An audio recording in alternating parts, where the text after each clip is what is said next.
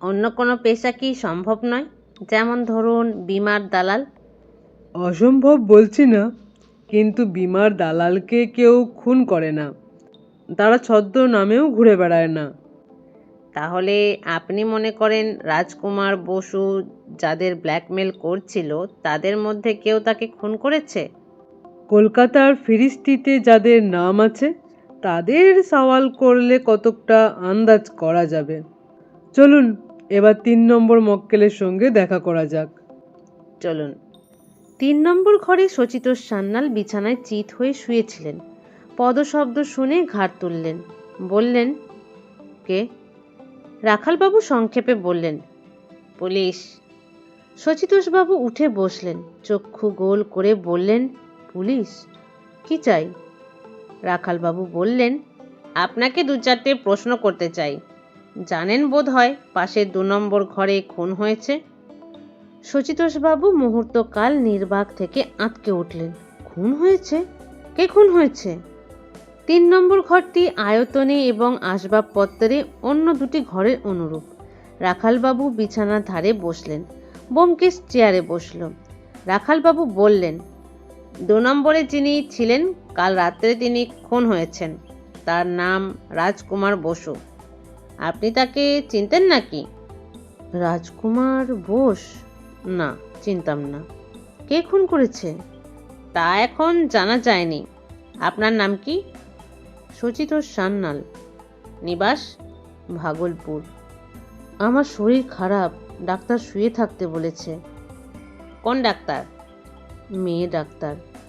ঠান্ডা লেগেছে, অ্যাসপিরিনের বড়ি খেয়ে শুয়ে থাকতে বলল। আচ্ছা, মেয়েরা কি ভালো ডাক্তার হয়? হতে বাধা নেই। ঠান্ডা লাগালেন কি করে? কাল সন্ধ্যের পর বেরিয়েছিলাম, গায়ে আলোয়ান ছিল না, ঠান্ডা লেগে গেছে। রাত্রিরে ঘর থেকে বেরোননি? না, 9টার সময় ডাইনিং রুম থেকে খেয়ে এসে ঘরে ঢুকেছিলাম, আর বেরোয়নি। ও কথা থাক, আপনি কবে কলকাতায় এসেছেন? 3 দিন হলো। আজ ফিরে যাবার কথা, কিন্তু আপনি কলকাতায় এসেছেন কেন? আমার ঘিয়ের ব্যবসা আছে, গাঙ্গুরামকে ঘি যোগান দিই, তাই মাঝে মাঝে আসতে হয়। আচ্ছা, ঠান্ডা লাগা থেকে তো নিউমোনিয়া হতে পারে। তা পারে, কিন্তু আপনার হবে না। আপনি বেশ তাগড়া আছেন। বয়স কত? 42। দেখতে তাগড়া বটে, কিন্তু আমার শরীর ভারী পলকা, একটুতেই রোগে ধরে। বেজায় খিদে পেয়েছে, কিছু খেলে রোগ বেড়ে যাবে না তো? গরম দুধ আর পাউরুটি খান। রাজকুমার বোসকে তাহলে চিনতেন না? না, কখনো নাম শুনিনি। ব্যোমকেশ বলল। সুকান্ত নামটা কখনো শুনেছেন? সচিতোষ বললেন, সুকান্ত? না, আমার শালার নাম ছিল শ্রীকান্ত কুমার লাহিড়ী, মারা গেছে। রাখালবাবু প্রশ্ন করলেন, কাল রাত্রে আপনি পাশের ঘরে কোনো শব্দ শুনেছিলেন? শব্দ? না, খেয়ে এসেই শুয়েছি, শুয়েই ঘুমিয়ে পড়েছি। বউ বলে আমি একবার ঘুমোলে ডাকাত পড়লেও ঘুম ভাঙে না। পাশের ঘরের লোকটাকে কি দিয়ে খুন করেছে? বন্দুক দিয়ে? না, ছুরি দিয়ে। রাখালবাবু উঠে পড়লেন। আপনি পুলিশকে খবর না দিয়ে কলকাতা ছেড়ে যাবেন না। চলুন ব্যোমকেশদা। নিচে অফিস ঘরে হরিশ্চন্দ্র জবুথবু ভাবে বসেছিলেন। ব্যোমকেশদের দেখে উঠে দাঁড়ালেন, কুণ্ঠিত প্রশ্ন করলেন, কি হলো? রাখালবাবু প্রশ্নের উত্তর না দিয়ে বললেন, এবার আপনাদের, অর্থাৎ হোটেলের স্টাফদের এজাহার নেব। আপনাকে দিয়েই আরম্ভ করি। বসুন। 3 জনে বসলেন। রাখালবাবু সওয়াল জবাব আরম্ভ করলেন। আপনার পুরো নাম? হরিশ্চন্দ্র হোর। আপনি হোটেলের ম্যানেজার, এখানেই থাকেন? হ্যাঁ। কতদিন আছেন? 8 বছর। মৃত রাজকুমার বোস সম্বন্ধে কি জানেন বলুন? হরিশ্চন্দ্র মোটা খাতা বার করে খুললেন। রাজকুমার বসু, ঠিকানা আমোদপুর, পাটনা। গত 5 বছর ধরে তিনি বছরে 2বার এখানে আসতেন, 2-3 দিন থাকতেন, হোটেল থেকে বেরোতেন না। এই অফিসে এসে 3-4 জন বন্ধুকে টেলিফোন করতেন। তারা এসে সন্ধ্যের পর তার সঙ্গে দেখা করতেন। এর বেশি আমি কিছু জানি না। এবার তিনি কবে এসেছিলেন? পরশু। টেলিফোন করেছিলেন? পরশু রাত্রে এলেন। সে রাত্রে টেলিফোন করেননি, কাল সকালে করেছিলেন। রাজকুমার বাবু যখন আসতেন ওই 2 নম্বর ঘরেই থাকতেন? না, যখন যে ঘর খালি থাকতো সেই ঘরে থাকতেন। রাজকুমার বাবু কি কাজ করতেন আপনি জানেন? আজ্ঞে না। আপনি কাল রাত্রে নিশ্চয়ই হোটেলেই ছিলেন? আজ্ঞে। হরিশ্চন্দ্র একটু ইতস্তত করে বললেন, 2 ঘন্টার জন্যে একবার বেরিয়েছিলাম। আমি হোটেলে থাকি বটে, কিন্তু আমার পরিবার বাইরে ভাড়া বাড়িতে থাকে। মাঝে মাঝে তাদের দেখতে যাই। কাল রাত্রে অতিথিরা খেতে বসবার পর আমি বেরিয়েছিলাম। তারপর 11টা নাগাদ ফিরে আসি। আপনার অবর্তমানে হোটেলের ইনচার্জ থাকে কে? সর্দার খানসামা গুণধর গুঁই। গুণধরকে একবার ডাকুন। গুণধরকে ডাকা হলো। সে এসে দাঁড়ালো। আবার প্রশ্নোত্তর আরম্ভ হলো। রাজকুমার বোস, যিনি খুন হয়েছেন, তার সম্বন্ধে তুমি কি জানো? আগে বেশি কিছু জানি না। তিনি মাঝে মাঝে আসতেন, 2-3 দিন থেকে চলে যেতেন। তোমার সঙ্গে তার কোনো কথাবার্তা হতো না? আগে খুব কম, ফরমাস করতেন, তার বেশি নয়। তার দেখাশোনা করতো কে? আগে আমি। সকালে বেডটি দিয়ে যেতাম, তারপর ব্রেকফাস্ট, লাঞ্চ, ডিনার সব আমিই পৌঁছে দিতাম। দোতলায় যারা থাকেন আমি তাদের দেখাশোনা করি। তেতলায় দেখাশোনা করে। ও, তাহলে রাজকুমার বাবু ডাইনিং রুমে খেতে নামতেন না? আগে না। কাল তুমি তাকে শেষবার কখন দেখেছো? রাত্রি 8:45টার সময় তাকে ডিনার দিতে গেছিলাম। তারপর 9টার সময় এঁটো বাসন কোসন আনতে গেছিলাম। তখন তিনি বেঁচে ছিলেন। বুঝলাম, কিন্তু তিনি ডাইনিং রুমে যেতেন না কেন বলতে পারো? তা জানি না হুজুর, তবে বোধ হয় তার মুখখানা কাটাকুটি হয়ে বড় হয়ে গেছিল, তাই তিনি সহজে লোকের সামনে বেরুতেন না। তা হতে পারে, কিন্তু তার কাছে লোক আসতো? তা আসতো হুজুর। কাল কে কে এসেছিল তুমি জানো? আমি জানি না, জেনারেল সিং বলতে পারে। জেনারেল সিং? আজ্ঞে, আমাদের দারোয়ান। তার নাম রামপ্রীত সিং। সবাই তাকে জেনারেল সিং বলে ডাকে। ডাকো জেনারেল সিংকে। ভোজপুরি জওয়ান রামপ্রীত সিং এসে গোড়ালিতে গোড়ালি ঠেকিয়ে স্যালুট করলো। আখাম্বা চেহারা, জাঁদরেল পোশাক, ইয়া গোঁফ। রাখালবাবু তার আপাত মস্তক নিরীক্ষণ করে বললেন, হ্যাঁ, জেনারেল বটে। তুমি হোটেলের সদরে পাহারা দাও? রামপ্রীত বলল, জি, সকালে 9টা থেকে 12টা, বিকেলে 5টা থেকে 10টা আমার ডিউটি। হোটেলে যারা অতিথিদের সঙ্গে দেখা করতে আসে তাদের নাম ধাম তুমি লিখে রাখো? জি না, সেরকম হুকুম নেই। যারা ভালো সাজ পোশাক পরে আসে তাদের স্যালুট করি। যারা অতিথি রুম নম্বর জানতে চায় তাদের রুম নম্বর বলি। কাউকে আটকাও না? জি, ভালো জামা কাপড় পরা থাকলে আটকাই না। আর যদি ছেঁড়া জামা কাপড় হয় তখন কটমট করে তাকাই। সাব্বাস। এবার বলো দেখি, কাল সন্ধ্যের পর দোতলার 2 নম্বর ঘরের বাবুর সঙ্গে কেউ দেখা করতে এসেছিল? জি, এসেছিল। 2জন মরদ আর 1জন ঔরত। রাত্রি 9:15টার সময় এলেন ঔরত। তিনি ঘরের নম্বর জেনে নিয়ে দোতলায় গেলেন। 5 মিনিট পরে তিনি চলে গেলেন। তার বয়স কত? 20-25 হবে হুজুর। গড়ি পাতলা, লম্বা চেহারা, চোখে চশমা ছিল। বেশ, তারপর? তারপর 9:30টার সময় এলেন এক মরদ। তিনি ঘরের নম্বর নিয়ে ওপরে গেলেন। 5 মিনিট পর ফিরে চলে গেলেন। এর চেহারা দুবলা, মুছ দাড়ি আছে থোড়া থোড়া। তারপর 9:45টার সময় আর একজন মরদ এলেন। মোটা তাজা শরীর, খাঁটি বাঙালি বাবু। তিনিও ওপরে গিয়ে 5 মিনিট ছিলেন। তারপর আমার ডিউটির মধ্যে আর কেউ আসেনি হুজুর। জেনারেল রামপ্রীত সিংয়ের চেহারা যতই স্থূল হোক, স্মৃতিশক্তি যে খুব তীক্ষ্ণ তাতে সন্দেহ নেই। রাখালবাবু খুশি হয়ে বললেন, বহুত আচ্ছা, তুমি এখন আরাম করো গিয়ে। জেনারেল জোড়া পায়ে স্যালুট করে চলে গেল। রাখালবাবু পকেট থেকে 1200 টাকার নোট বার করে হরিশ্চন্দ্রের হাতে দিলেন।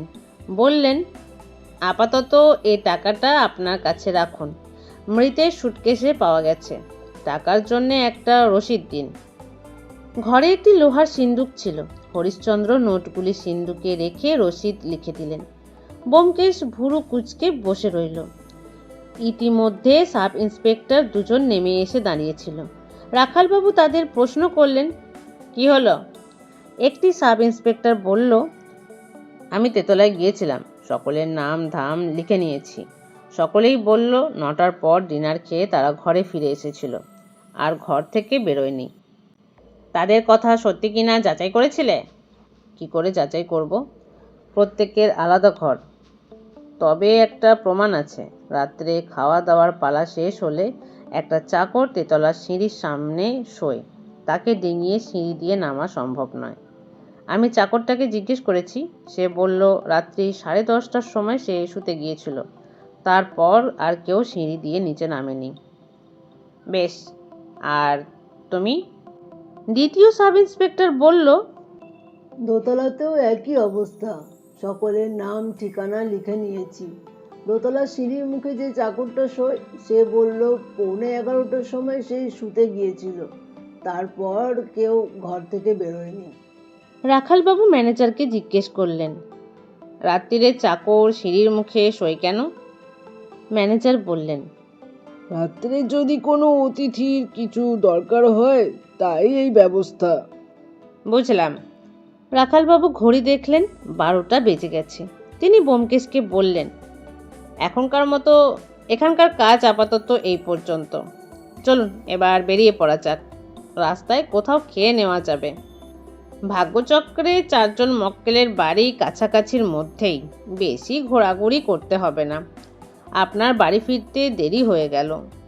ব্যোমকেশ বলল, কোনো ক্ষতি নেই, আমি অজিতকে টেলিফোন করে দিচ্ছি। সে টেলিফোন তুলে নিল। হরিশ্চন্দ্র বললেন, যদি আপত্তি না থাকে, এখানেই আপনাদের সকলের আহারের ব্যবস্থা করেছি। রাখালবাবু হেসে বললেন, খুব ভালো কথা। নিরুপমা হোটেলের রান্না ভালো। মধ্যাহ্ন ভোজন দেশি ও বিলাতি মতে সমাধা করে পুলিশের দল ডাইনিং রুম থেকে বেরুলেন, সঙ্গে ব্যোমকেশ। রাখালবাবু দ্বিতীয় সাব ইন্সপেক্টরকে বললেন, দত্ত, তুমি এখানে থাকো। এই নাও 2 নম্বর ঘরের চাবি। ফিঙ্গারপ্রিন্টের দল এখনই আসবে, তাদের ঘর খুলে দিও। আমি ঘোষকে নিয়ে বেরুচ্ছি। আসুন ব্যোমকেশদা। 3 জনেই ফুটপাথে গিয়ে দাঁড়ালেন। রাখালবাবু পকেট থেকে খাতা বার করে বললেন, এ সময় কাউকে বাড়িতে পাবো কিনা বলা যায় না। যাই হোক, চলুন আগে জগবন্ধু পাত্রকে দেখা যাক। লোকটিকে অড্র ক্লোধভব মনে হচ্ছে। ব্যোমকেশ বলল, একটা ট্যাক্সি ধরে 3 জন উঠে বসলেন। ট্যাক্সি জগবন্ধু পাত্রের ঠিকানা লক্ষ্য করে ছুটল। রাখালবাবু বললেন, ব্যোমকেশদা, আজ আপনি এমন চুপচাপ কেন? কিছু বলছেন না? ব্যোমকেশ বলল, এখন কেবল শুনে যাচ্ছি, বলা কওয়ার সময় এখনো আসেনি। সময় যেদিন আসিবে, আপনি যাইব তোমার কুঞ্জে। জগবন্ধু থাকেন একটি তেতলা বাড়ির নিচের ফ্ল্যাটে। রাখালবাবু কড়া নাড়লেন। একটি লোক দৌড় খুলে দাঁড়ালো। ছাঁটা দাঁড়ি, কোলকুঁচো ধরনের চেহারা, বয়স আন্দাজ 40। রাখালবাবু বললেন, আপনার নাম জগবন্ধু পাত্র? হ্যাঁ। জগবন্ধু পুলিশের ইউনিফর্ম দেখে একটু সচকিত হয়ে বললেন, কি দরকার? নিরুপমা হোটেলে রাজকুমার বসু নামে এক ব্যক্তি খুন হয়েছেন। জগবন্ধু পাত্রের মুখে অকৃত্রিম বিস্ময় ফুটে উঠল। তিনি বললেন, রাজকুমার খুন হয়েছে? হ্যাঁ, আপনাকে দু একটা প্রশ্ন করতে চাই। আসুন। জগবন্ধু পাত্র একটি ঘরে নিয়ে গিয়ে তাদের বসালেন। বসুন, আমি এখনই আসছি। তিনি পাশের ঘরে চলে গেলেন। বসবার ঘরটি ছোট এবং নিরাভরণ। একটি টেবিল ও 3টি চেয়ার আছে। টেবিলের ওপর টেলিফোন। ব্যোমকেশ সিগারেট ধরিয়ে ঘরের এদিক ওদিক তাকাতে লাগলো, কিন্তু কোথাও গৃহস্বামীর চরিত্রের কোনো পরিচয় পেল না। 5 মিনিট কাটলো, 10 মিনিট কাটলো, জগবন্ধু পাত্রের দেখা নেই। রাখালবাবু তখন গলা চড়িয়ে ডাকলেন, জগবন্ধু বাবু। কিন্তু উত্তর এলো না। ব্যোমকেশ মুখ টিপে হাসল, বলল, মনে হচ্ছে জগবন্ধু পাত্র গৃহত্যাগ করেছেন। রাখালবাবু উত্তেজিত হয়ে বললেন, পালিয়েছে? এসো ঘোষ, বাড়ির ভেতরটা দেখা যাক। আসুন ব্যোমকেশ দা। ব্যোমকেশ কিন্তু গেল না। ঘোষকে নিয়ে রাখালবাবু ভেতরে গেলেন। দেখলেন কেউ নেই, খিড়কির দোর খোলা। রাখালবাবু ফিরে এসে বললেন, পাখি উড়েছে। ব্যোমকেশ ইতিমধ্যে টেবিলের দেরাজ খুলে একটা বাঁধানো খাতা বার করেছিল। তার পাতা উল্টাতে উল্টাতে বলল, লোকটা বোধ হয় ঘোড়দৌড়ের টাউট ছিল। তাই নাকি? কিন্তু পালালো কেন? নিশ্চয়ই গুরুতর গলদ আছে, শুধু ঘোড়দৌড় হলে পালাতো না। রাখালবাবু থানায় ফোন করলেন, পলাতকের বর্ণনা দিলেন, আরও লোক ডেকে পাঠালেন। তারপর ফোন নামিয়ে বললেন, ঘোষ, তুমি এখানে থাকো, আমরা অন্য কাজে যাচ্ছি। এখনই থানা থেকে আরও লোক এসে পড়বে। বাড়ি তন্ন তন্ন করে তল্লাশ করো, আঙুলের ছাপ নিশ্চয়ই পাবে। তৎক্ষণাৎ হেড অফিসে পাঠিয়ে দেবে। লোকটা বোধ হয় দাগি আসামি। জগবন্ধু পাত্রের বাসা থেকে বেরিয়ে রাখালবাবু ব্যোমকেশকে জিজ্ঞাসা করলেন, কি মনে হয়, জগবন্ধু পাত্রই আমাদের আসামি? ব্যোমকেশ একটু চুপ করে থেকে বলল, বলা যায় না। লোকটা রাজকুমারের মৃত্যু সংবাদ শুনে চমকে উঠেছিল, তবে অভিনয় হতে পারে। অতঃপর মোহনলাল কুণ্ডুর বাসায় গিয়ে জানা গেল, কুণ্ডু মশাই কলকাতায় নেই, সস্ত্রীক কাশী গিয়েছেন। কবে ফিরবেন ঠিক নেই। সেখান থেকে তারা শ্যামাকান্ত লাহিড়ীর বাড়ি গেলেন, কিন্তু এখানেও নিরাশ হতে হলো। শ্যামাকান্ত বাড়ি নেই, অফিসে গেছেন। শ্যামাকান্ত পোর্ট কমিশনারের অফিসে বড় চাকরি করেন, এইটুকুই শুধু জানা গেল। সন্ধ্যের আগে তাকে পাওয়া যাবে না। রাখালবাবু নিঃশ্বাস ফেলে বললেন, বাকি রইলেন শুধু লতিকা চৌধুরী। ইনি যখন মহিলা, তখন আশা করা যায় দুপুরবেলা একে বাসায় পাওয়া যাবে। শ্রীমতী চৌধুরী স্বতন্ত্র বাড়িতে থাকেন, ফ্ল্যাট নয়, ছোটখাটো বাড়িটি, বেশ পরিচ্ছন্ন। সামনে এক ফালি ফুলের বাগান। ঘন্টি বাজতেই একটি চশমা পরা মহিলা দোর খুলে বললেন, কাকে চাই? কর্তা বাড়ি নেই। তারপরই তার চকিত দৃষ্টি পড়ল রাখালবাবুর ইউনিফর্মের উপর। জেনারেল রামপিরিত যে বর্ণনা দিয়েছিল, মহিলাটির সঙ্গে তার মিল আছে, তবে বয়স 20-25 নয়, আরও বেশি। 30-32 বছর বয়সেও কিন্তু ছিমছাম গড়ন এবং সুশ্রী মুখ থেকে যৌবনের রেশ সম্পূর্ণ মুছে যায়নি। রাখালবাবু বললেন, আপনার নাম শ্রীমতী লতিকা চৌধুরী? শ্রীমতী চৌধুরীর ঠোঁট হঠাৎ আলগা হয়ে গেল। তিনি স্থলিত স্বরে বললেন, হ্যাঁ, কি দরকার? রাখালবাবু বললেন, আপনাকে 2-4টে প্রশ্ন করতে চাই, আমি পুলিশের লোক। শঙ্কাশীর্ণ মুখে মিসেস চৌধুরী বললেন, আসুন। বসবার ঘরটি পরিপাটিভাবে সাজানো, নিচু চেয়ার, সোফা, সেন্টারপিস, দেয়ালে একটি মধ্যবয়স্ক পুরুষের আবক্ষ ফটোগ্রাফ টাঙানো রয়েছে। মুখখানা কঠোর, চোখের নির্মম দৃষ্টি দর্শককে সর্বত্র অনুসরণ করে বেড়াচ্ছে। এই ঘরে থাকলে ওই সন্ধানী দৃষ্টি এড়িয়ে যাবার উপায় নেই। ব্যোমকেশ ও রাখালবাবু পাশাপাশি সোফায় বসলেন।